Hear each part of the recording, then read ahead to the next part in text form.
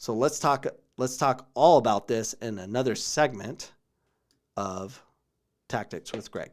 Tactics with Gregg Berhalter. Well done.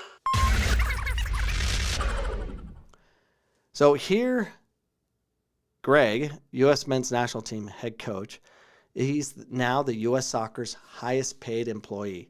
He earned $1.2 million. This latest disclosure follows, and this has come from ESPN, by the way.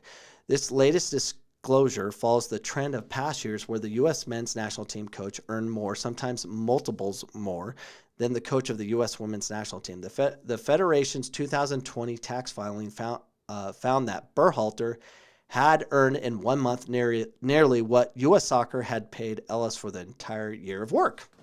And that ends Tactics with Gregg Berhalter. Now we know. Knowing is half the battle. Gregg Berhalter. Yeah, now you know. Now what? In Wednesday's filing, former men's player Ernie Stewart, promoted in August 2019 to Federation Sporting Director, some made-up position, so he has to do less work. From the men's national team general manager, he earned $799,000, up from his $731,000 pay in 2019. Brian McBride, also a former men's soccer player who replaced Stewart as GM in January 2020, earned $338,000. So between the nearly $800,000 and nearly $350,000, over $1 million allocated to do one job. Which, what do they do? I want footage of what Ernie Stewart and Brian McBride do. What do they do? Other than make a lot of money. And I thought we were in financial troubles at U.S. Soccer. Apparently not. Women's team manager, general manager, Kate Markgraf, earned $500,000. She also has the title of head women's football, and her duties include interacting with FIFA, CONCACAF, and national associations. You imagine? You get to be doing that. You just interact. And be like, hey, what's up, FIFA? CONCACAF, how we doing? The women's team's going to crush you guys. And talk to other national associations, and we're going to pay $500,000 for that. I don't know why. U.S. Soccer is still facing a lawsuit with the U.S. women's national team alleging gender discrimination and unequal pay. Will Wilson, hired as chief executive officer in March 2020, earned $414,000. His predecessor, Dan Flynn, I cannot stand, was listed at $242,000 as an ambassador and former officer. What are we doing? Does anyone know what we're doing? What are we doing? What are we doing? No one knows. We just hand out money. I thought Dan Flynn left. He retired. But we're still giving him money. We're killing it. Cindy Parlow-Cone, the USSF president, does not receive a salary at all. What are we doing? What are we doing? Yeah, we should just give her money. A bylaw amendment proposed by the Federation Rules Committee would establish a $125,000 annual salary for the Federation president. The amendment is to be considered during the Federation's annual general meeting scheduled on March 3rd and 6th in Atlanta. And you know why? That kind of explains why this man wants back in. Because this man wants the money. That's why he's coming back. He can make some money. On top of all the other money, he's kind of like, hey, give me here. Let's eat here. Let's get gas here, all this stuff. He just loves it. He loves money. He's a banker. So he's going to take care of us. Before we go into this horrible theft and nepotism going on with soccer, let's watch an old video of a podcast I covered 2 years ago about the taxes that U.S. Soccer showed, and you can see the difference. There is no difference. We're just going to pay them whatever. So we got Joseph Berhalter, the older brother of Gregory Berhalter. Yeah, no nepotism there. He gets paid $816,780.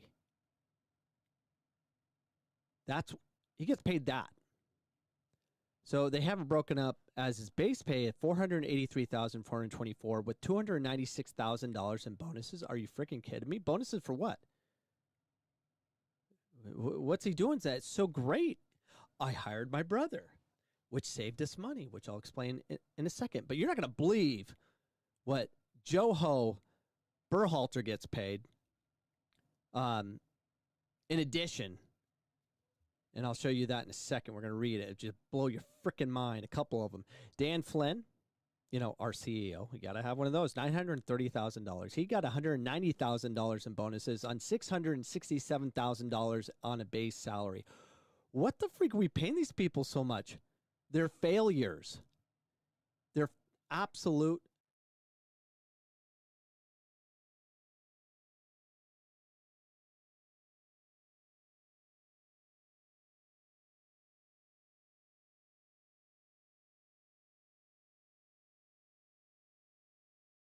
kidding me.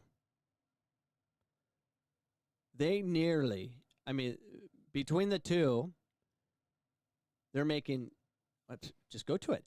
Dan Flynn made $930,000 last year, and we're paying for his health club. He can't pay for his own health club of $175.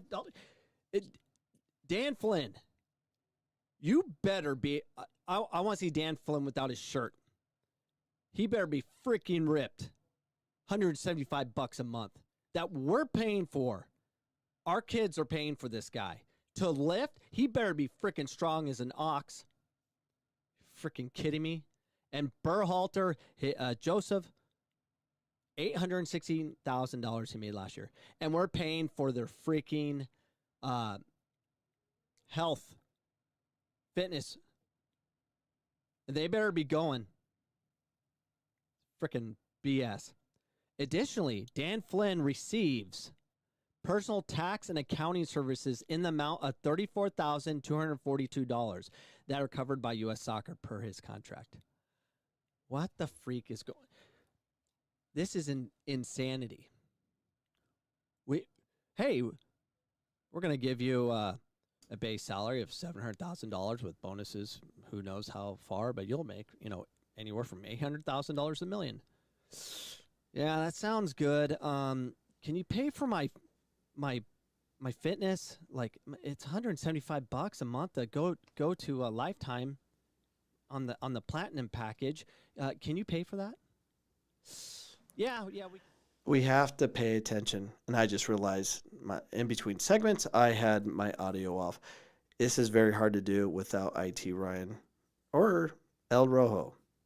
Can't do all these overlays and stuff, but we have to pay attention to the money. It's scary what we're doing. Got to turn the mic off on the other side. John Cohn, her husband, so that's our president's husband, received $112,000 as a payment and expense reimbursement for his work with USSF coaching educational teams. This is what we're doing. We did it with the Berhalters, and then they're like, President Cohn, let's get your husband working. Let's just keep it in the family. Brian Remedy, fired as chief administrator officer after Wilson was brought in, earned $457,000. Why not pay someone who got fired? Jay Berhalter, brother of men's soccer coach, which we just listened to, made nearly $900,000, earned $209,000, and he's not with us anymore, but apparently is. Without letting us know, we find out through this public record that you have to dig for. He was the USSF number 2 as Chief Commercial and Strategy Officer before leaving in February 2020. He earned $614,000 in his previous fiscal year. We're just pay to pay because they have certain lifestyles to live. Lydia Walke, who resigned as Chief Legal Officer in May 2020 after backlash against sexist legal filings the USSF made an equal pay lawsuit, was paid $323,000 for the heck of it. Earnings were listed for several of the players on the U.S. women's team, including Alyssa Nair, $255,000, Julie Ertz, $254,000, Becky Sauerbrunn, Abby Dahlkemper, and Crystal Dunn. That's part of their agreement to part of their players' contracts, which they're not happy with, and they're suing, so we're going to pay them anyways. Eligible players for the women's national team are guaranteed $100,000 salary plus bonuses for appearances, wins, and draws. The fiscal year included bonuses for the Olympic qualifying and She Believes Cup. So the question is, will Mr. Cordero come back? I think he will. We know he will. He's already planning it. The former president of U.S. Soccer was a polarizing figure when he was in office, and this is coming from soccer.com, but he will support behind him that aims to win back his old role. Imagine if 2 years ago, after resigning amid the Watergate scandal, I don't know how you compare the two, Richard Nixon had run for the president again. I prefer Richard Nixon over Carter. Carter was horrible. It's not a perfect analogy. No, it's not. For the current state of U.S. soccer politics, but it's close. 2 years after resigning in the wake of the legal filing that claimed female players had less ability than their male counterparts, Carlos Cordero is running for the old gig as president of U.S. soccer. Do we have women